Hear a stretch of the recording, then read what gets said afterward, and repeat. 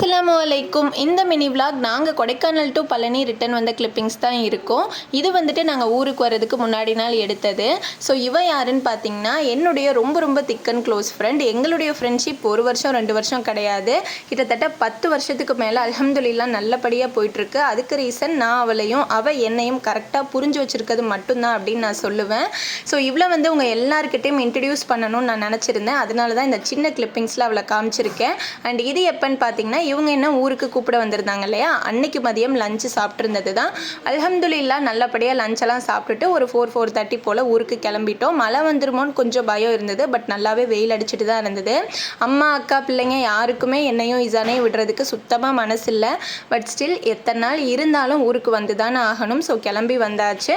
வர வழியிலேயே கீழே இறங்கினோன்னே டீ குடிச்சிட்டு அப்படியே பார்த்தீங்க அப்படின்னா வீட்டுக்கு வந்துட்டோம். டின்னருக்கு இவங்க கடையிலேருந்து தோசை வாங்கிட்டு வந்துட்டாங்க. ஸோ அன்னைக்கிடே அப்படி தான் போச்சு.